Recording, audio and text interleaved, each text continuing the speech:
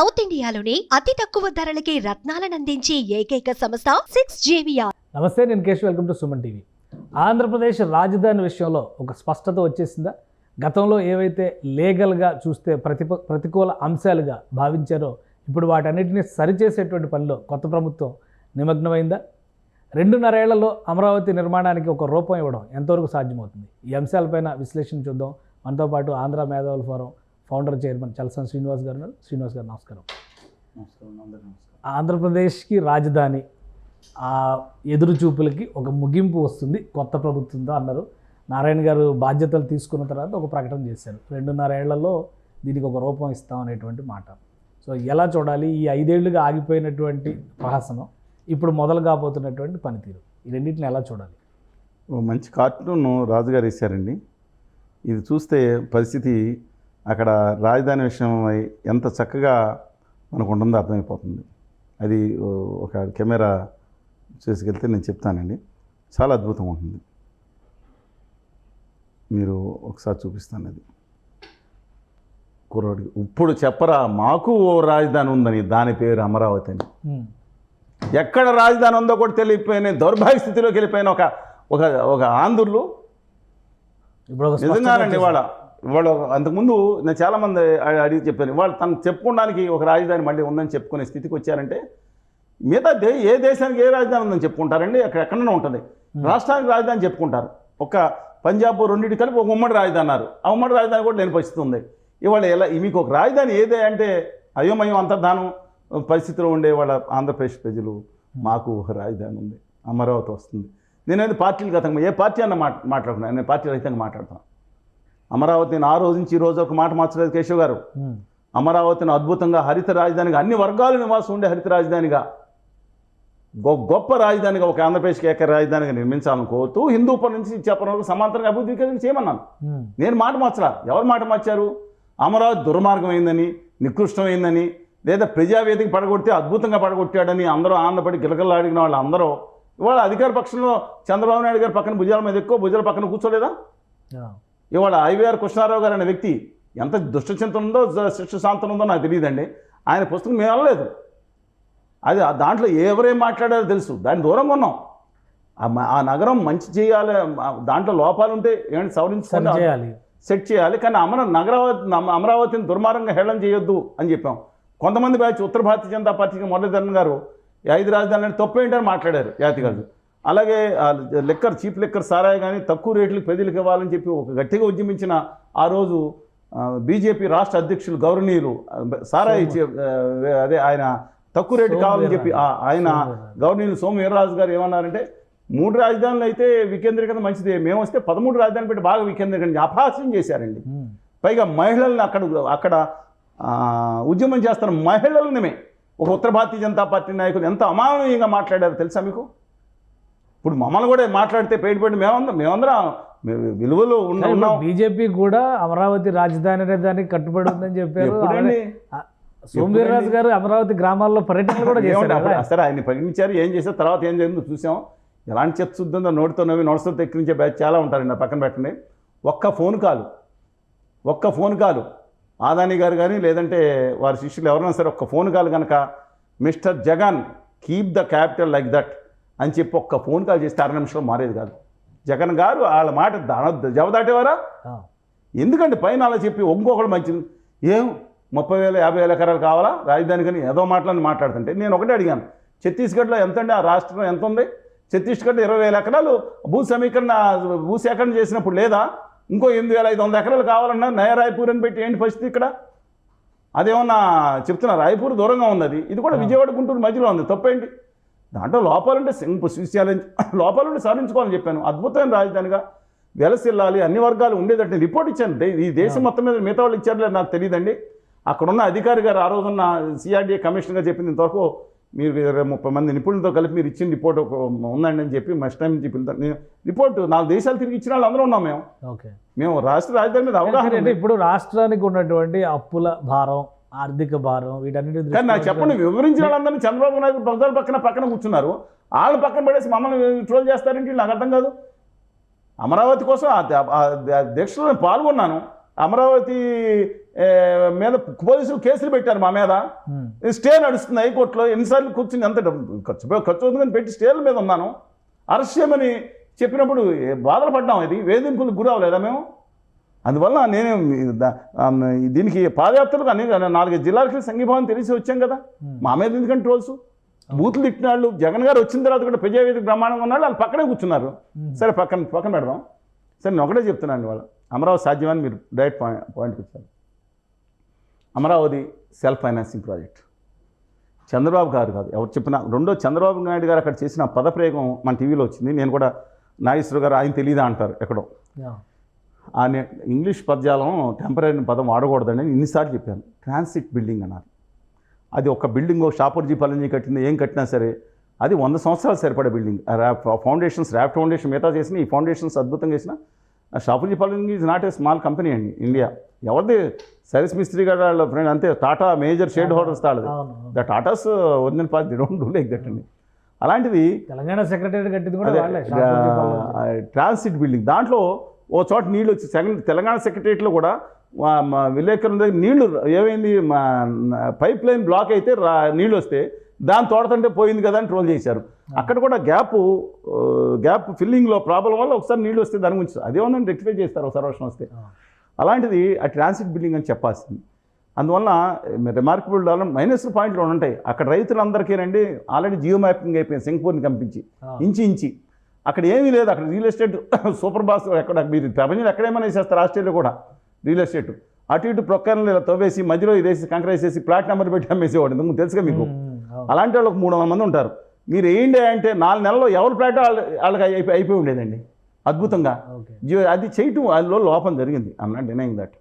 కానీ ఇవాళ మళ్ళీ తిరిగి కళ సాకారం మీద వచ్చింది. దానికి నారాయణ గారు అందరూ 48,000 కోట్లు ఎంతో చెప్పారు. స్టేజ్ ఫస్ట్ ఫేజ్ మొత్తం కంప్లీట్ ఆల్రెడీ 9,000 కోట్లు ఎంతో ఖర్చు పెట్టడం జరిగింది మిగతాదని చెప్పారు. డెఫినెట్గా నేను అనుకుంటా ఉన్నాను అది 2 ఏళ్ళైనా 3 ఏళ్ళైనా సరే అది సరే నిధులు సమీకరణ చూసుకోవాలి, సాధ్యమవుతుంది. కానీ ఇప్పటి వరకు టెక్నికాలిటీస్ విషయంలో అమరావతి రాజధాని అని ఎక్కడా కూడా గెజిట్ ఇవ్వలేదు. దీనిలో ఉన్న లూప్ హోల్స్ని ఉపయోగించే జగన్మోహన్ రెడ్డి గారు దాన్ని ముందుకు తీసుకెళ్ళి 3 రాజధానుల ప్రస్తావన తీసుకొచ్చారు. ఇట్లాంటివి తెచ్చారు. అంటే సో ఈ లూప్ హోల్స్ అని ఎలా సర్దుబాటు చేస్తారు? ఆ రోజు హైదరాబాద్ ఉమ్మడి రాజధాని ఉన్నప్పుడు అధికారాన్ని అయినా సరే కేంద్ర ప్రభుత్వాన్ని రాశారు. కేంద్ర ప్రభుత్వం ఆల్రెడీ గెజెట్లు ఇష్యూ చేసింది. ఇవాళ కూడా ఆంధ్రప్రదేశ్ కొడితే కేంద్ర ప్రభుత్వం గెజెట్ మార్చలేదు. మొన్న కూడా పార్లమెంట్లో ఉన్న రాజధాని అమరావతినే వస్తుంది. ఇప్పుడు 2వ రాజధాని లేదు కాబట్టి అమరావతి జూన్ 2వ తారీఖు రాత్రి నుంచి అమరావతి రాజధాని వచ్చింది. ఇవాళ 3 బిల్లులు అటకెక్కింది. ఇవాళ సుప్రీంకోర్టులో ఆల్రెడీ కేసు మీద వేశారు. సుప్రీంకోర్టులో కూడా రాష్ట్ర ప్రభుత్వం మాకు ఇంట్రెస్ట్ లేదు మేము తీసేసామని చెప్పిన తర్వాత నో విల్ అబ్జెక్ట్. ఓకే, అంటే ఇప్పుడు జగన్మోహన్ రెడ్డి గారు ప్రభుత్వం నడిపినటువంటి కేసుల్ని ఇప్పుడు చంద్రబాబు నాయుడు గారు ప్రభుత్వం 2 నిమిషాల్లో ఉపసంహరించుకుంటారు. అంతే. మా మీద కేసులు మహిళలు హ్యాట్స్ అప్ టు దెమ్. అక్కడ మహిళలు చేసిన పోరాటం ఎన్ని అవమానాలు ఎదుర్కొన్నారండి, ఎంతటి అవమానాలు ఎదుర్కొన్నారు. వాళ్ళ ఇళ్లలో మహిళలు లేరా, వాళ్ళ ఊళ్ళల్లో మహిళలు లేరా, ఎవరినో వాళ్ళని కూడా అనకూడదు కదా, ఎవరిని అనకూడదు కదా, చాలా గట్టిగా పోరాడారు. సో ఇప్పుడు రైతులు అంటే మిగతా అక్కడున్న రైతులు ఇవన్నీ ఉపసంహరించిన తర్వాత యాజ్ పర్ మాస్టర్ ప్లాన్ ముందుకెళ్తా ఉన్నారు. మాస్టర్ ప్లాన్ మీదే కదా ఎక్కువ అబ్జెక్షన్స్ వచ్చింది. వైసీపీ నాయకులు విమర్శించింది, గేలి చేసింది. అంతంత పెద్ద బిల్డింగ్లు 29 నగరాల్లో 29 గ్రామాల్లో ఎందుకు కట్టాలి అనేటువంటి ప్రశ్న. ఇవన్నీ హరిత రాజధాని ఉంటుంది.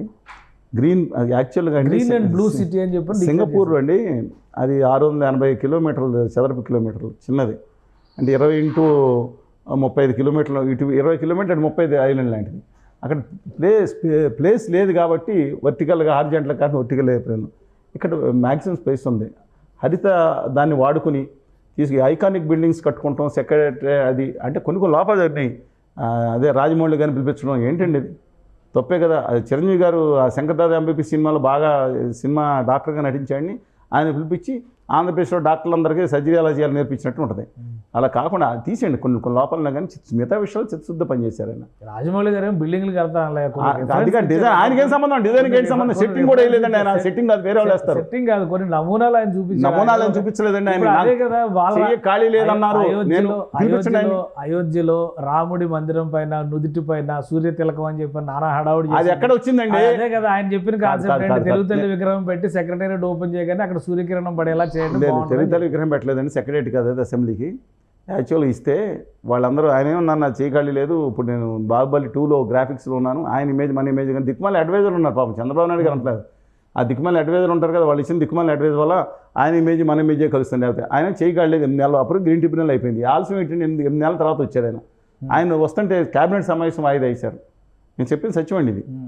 అయిపోయిన తర్వాత ఆయన పిలిచిన తర్వాత నేను ఆలోచించి చెప్తాను ఏంటి బాబు ఎవరికి అప్పు చెప్తే అరసవల్లి సూర్యనారాయణ స్వామి దేవాలయంలో సంవత్సరంలో ఒక రోజు అక్కడ పడుతుంది కనమాట, వాళ్ళందరూ పట్టుకొచ్చి ఇచ్చారు.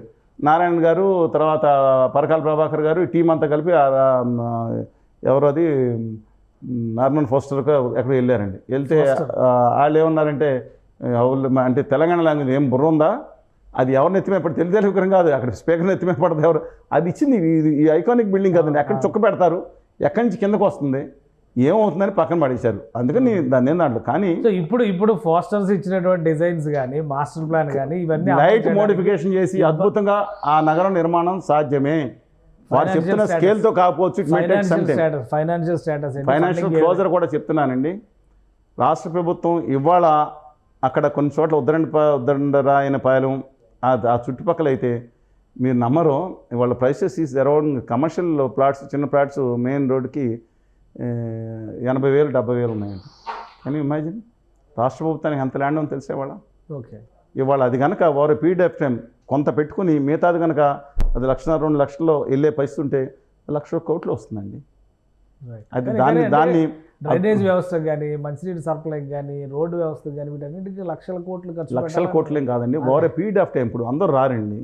సీడ్ యాక్సెస్ రోడ్డు అక్కడ చిన్న పొరపాటు జరిగింది, కానీ సీడ్ యాక్సెస్ రోడ్డు కనుక అయిపోయి ఉంటే వాళ్ళ దానికి వాళ్ళ నేషనల్ బైపాస్ ఆల్రెడీ వెంకటపాలెం దగ్గర అయిపోతుందండి. 2 సార్లు నవలూరు దగ్గర వెంకటపాలెం దగ్గర లాంచ్ అది కిందకు సర్కిల్స్ వస్తూ ఉంటాయి. అందువల్ల నా అభిప్రాయం ప్రకారం డెఫినెట్ ఇట్ మే టేక్ నగరాలే ఒక 5 ఏళ్ళలో ఒక రూపురేఖలు ఇవ్వడానికి ఖచ్చితంగా ఒక నారాయణ గారు కూడా కమిట్మెంట్గా ఉన్నారండి. I don't want to find ఈ పరిస్థితుల్లో వైకాపాలో మిగిలిన వాళ్ళు కూడా ఇవాళ ఎందుకంటే కర్నూలులో క్యాపిటల్ లేదండి, న్యాయ క్యాపిటల్ ఏంటండి, ఎక్కడ ఉందండి అది, హైకోర్టు మేము ఇక్కడే పెడతామని చెప్పారు కదా. విశాఖపట్నం ఒకటి చెప్తానండి, ఏ ప్రజలైతే అక్కడ కావాలనుకున్నారో విశాఖపట్నంలో ఎంపీ మెజార్టీ తెలుసా మీకు? ఈ రాష్ట్రంలో హైయెస్ట్ మెజార్టీ ఎవరి దగ్గర వచ్చింది తెలుసా? పల్లా శ్రీనివాసరావు గారు. పల్లా శ్రీనివాసరావు గారు 95,000 మెజార్టీ వచ్చింది. రెండో హైయెస్ట్ మెజార్టీ ఎక్కడ వచ్చింది తెలుసా మీకు? భీమిలి గంటా శ్రీనివాసరావు గారు. మూడోది లోకేష్ గారికి వచ్చింది అనుకోండి. 5 లక్షల పైబడి మెజార్టీ వచ్చింది విశాఖపట్నంలో రాజధాని అంటే. ప్రజలు ఏమని కోరుకున్నారు? బ్రహ్మాండమైన ప్యాలెస్లు కట్టారు విశాఖపట్నంలో. మాట్లాడదాం అది వేరే మాట్లాడదాం టాపిక్. కానీ నేనేమంటున్నానంటే డెఫినెట్గా అంటే ప్రజలు ఏమనుకున్నారంటే ఒక ప్యారడైజ్ కింద చూస్తారు. నాకు ప్రపంచం అత్యంత ఇష్టమైన గ్రామం మా తాతగారి గ్రామం అండి. పాలకొల్లు మా ఊరు పట్టణం, అది నగరంగా పెట్టుకోవాలంటే ఓన్లీ విశాఖపట్నం. మహానగరాలు చాలా ఉంటాయి, మనం వెళ్తే కోపెన్హాగన్ ఉంటాయి, లేకపోతే మెల్బోర్న్ అలాంటి వేరే ఉంటాయి ఆనందదాయకమైన నగరాల కింద. కానీ ఒక విశాఖపట్నం లాంటి అద్భుతమైన ప్రదేశాన్ని ప్రజలు ఎందుకో తెలుసండి, ఈ రణగొణదొనలు లేకపోతే కుయ్యం కార్లు ఎక్కువ ఇష్టపడరు, ప్రశాంతమైన జీవితాన్ని ఇష్టపడ్డాక ప్రజలు కూడా చాలా సౌహృదయులండి, అందరిలాగే మిగతా పిల్లలే. అందువల్ల వాళ్ళే తీర్పిచ్చారు, రాజధాని కాదు అక్కడ పెట్టుకోండి తీర్పిచ్చినట్టే వాళ్ళ లెక్క, అంతే కదండి. వాళ్ళ విచిత్రం ఏంటంటే అప్పుడు కూడా 2019లో కూడా జగన్మోహన్ రెడ్డి గారి టైంలో తెలుగుదేశం పార్టీ కొంచెం 23 సీట్లు, ఈస్ట్ వెస్ట్ నార్త్ సౌత్ 4 సీట్లు అక్కడే ఉన్నాయి. 3-4 వేల తేడాతో జేడి లక్ష్మణ్ గారు పోటీ చేయడం వల్ల ఎంపీ కూడా పోయింది. 2014లో కూడా విజయమ్మ గారిని ఓడించారు, అక్కడ ఓడించారు. అందువల్ల అంటే నెంబర్ ఆఫ్ రీజన్స్ ఇవన్నీ ఉన్నాయండి. ఇవన్నీ డాక్టర్ కమ్మపాటి హరిబాబు గారిని గెలిపించారు బీజేపీ ఆయన, తెలుసు కదా. అందువల్ల వాళ్ళు కూడా రాజధానికి ఇప్పటికి కర్నూలు వాళ్ళు కూడా సర్టిఫై చేశారు. టీజీ వెంకటేష్ గారు అబ్బాయి భరత్ అని యువ కిషోరం ఉన్నాడు, ఆయన మినిస్టర్ కూడా అయ్యారు. ఆయన గెలిపించి ఆయనతో పాటు చుట్టుపక్కల ఎక్సెప్ట్ 2 కాన్స్టిట్యూన్సీ 14 తప్ప 12 గెలిపించి ఇచ్చారు.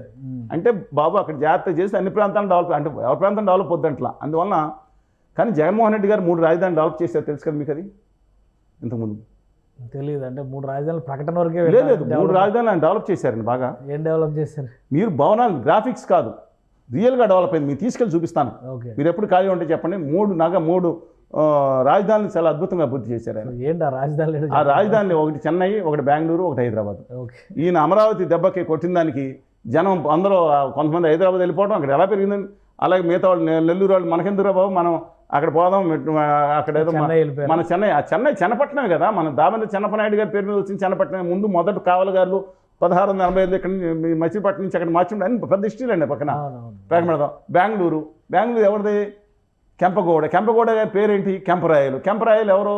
గంగా గౌరీ సల్లాపం రాసిన యక్షగానాలు తెలుగు రాసిన కెంపరాయలు మున్సిపాలిటీ. ఎవరన్నా సరే గౌడ అనేది బిరుదు. తెలుగు నగరాలే అంటారు అయితే మొత్తానికి. హైదరాబాదు ఏదన్నా మన ఎక్కడన్నా తెలుగు నగరాలు, 3 తెలుగు నగరాలని అభివృద్ధి చేసిన ఘనత, రాజధానిని అభివృద్ధి చేసిన ఘనత మాత్రం ఆయన ఉండిపోయింది. ఆంధ్రప్రదేశ్ మాత్రం నా ఉద్దేశం ప్రకారం it may take some time అండి. కేంద్ర ప్రభుత్వం కావాలి. కేంద్ర ప్రభుత్వం 1500 ఆ రోజు మోడీ గారు వచ్చి పెడతాడు, మట్టి మొహాన్ని కొట్టిపోయారు. ఆ మురికి నీళ్లు చెప్పాను కదా ఇంతకుముందు, ఎంత భయపడ్డాను. కాలుష్యం నీళ్ళు తీసుకొచ్చి స్పూన్ ఇస్తారని అందరూ పడిపోతారు ఆ స్టేజ్ మీద. ఆయన కూర్చున్న రైట్ స్టేజ్ మీద నేను కూడా కూర్చున్నాను. మోడీ గారు అందరూ రైట్ స్టేజ్, మీరు విజువల్స్ చూసుకోండి. నేను భయపడ్డాను, పక్కన చూస్తున్నాను, అక్కడి నుంచి లెఫ్ట్ సైడ్ కూర్చొని చూస్తాను. ఏమి పెడత ఓపెన్ చేసి నీళ్లు తీసుకొచ్చి ఎవరికి ఇస్తారు? అసలు మా ముఖ్యమంత్రి గారు ఉన్నారు. మా ముఖ్యమంత్రి గారు గడిచిపోయారు కదా, కాబట్టి 2.5 ఏళ్ళు అనేటువంటి టైం బాగుంది. 2.5 ఏళ్ళు కాకపోతే 3.5 ఏళ్ళు అండి. డెఫినెట్గా ఆ నగరానికి ఒక షేప్ వస్తుంది. ప్రజలు స్వచ్ఛందంగా కూడా ఎంత ఆనందోత్సవాలతో ఉన్నారు చూడండి ఇవాళ.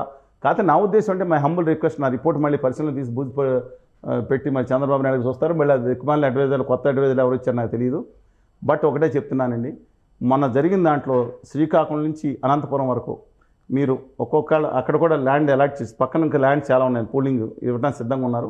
ఇంత ఆధునిక రీతిలో కాకుండా తర్వాత డెవలప్మెంట్ ఛార్జీలు 4,000-3,000 రూపాయలు పెడితే అక్కడ ఒక్కొక్క జిల్లా నుంచి కూడా 500 మంది లేకపోతే 5,000 మందికి ఇస్తూ ఉంటే అన్ని వర్గాలకు నివాసం ఉండే అల్పాదాయ వర్గాలు మేము రిపోర్ట్ ఇచ్చాం. దాంట్లో సింగపూర్లో లో ఇన్కమ్ గ్రూప్కి ఎలాగ ఇస్తారు, ఇవన్నీ కూడా చూసుకుని అందరికి కనుక ఇస్తే మిగతా వర్గాలు కూడా మన భాగం చేసుకోవాలండి. అందరినీ అన్ని ప్రాంతాలని సమ్మిళితం చేసుకోవాలి, అన్ని వర్గాలు చేయాలి. హరిత రాజధాని కింద ఆ ప్లాన్స్ ఆడుకునే చిన్న సజెషన్స్ చూపించాం. అందులో కొంత పాజిటివ్ హ్యాపీనెస్ ఇండెక్స్ అనేది ఇచ్చినప్పుడు పాజిటివ్గా ఉన్నారు చంద్రబాబు గారు. అలాంటివి తీసుకుని వెళ్తే ఆ నగరం ఒక గొప్ప ఆంధ్రప్రదేశ్ రాజధాని నగరమే కాదు, దేశం మొత్తం మీద ఈ 22nd జనరేషన్ అంటే 21st 2024 వచ్చి ఇంకో 76 సంవత్సరాలు ఉంది. మనం ఎలా తొందరగా వెళ్ళిపోతాం. కానీ నగరాలు అనేది ఇవాళ కోసం రాదండి. 2050 దాటేసరికి అమరావతి కాదండి, 22nd సెంచరీకి కూడా ఆధునిక నగరం కింద, అద్భుతమైన నగరం కింద అది వర్ధిల్లాలని ఆశాభావం వ్యక్తం చేస్తున్నాను. రైట్, థ్యాంక్ యూ శ్రీనివాస్ గారు, మీ అభిప్రాయం తెలియజేసింది. ఇది అమరావతి నిర్మాణానికి అన్ని పరిస్థితులు అనుకూలంగా ఉన్నాయని చలసాని శ్రీనివాస్ గారు చెప్తున్నారు. గతంలో జరిగినటువంటి పొరపాట్లను సవరించుకోవడం ద్వారా కనీసం 3 నుంచి 3.5 ఏళ్లలో అమరావతికి స్పష్టమైనటువంటి రూపురేఖలు ఇవ్వడం ద్వారా అన్ని వర్గాల ప్రజల్ని అందులో భాగం చేస్తే ఇది అందరి రాజధాని అవుతుందని సూచిస్తున్నారు. ఇది special discussion. Keep watching. Suman టీవీలో మీ పర్సనల్ అండ్ బిజినెస్ ప్రమోషన్స్ కోసం కింది నెంబర్కి కాంటాక్ట్ చేయండి.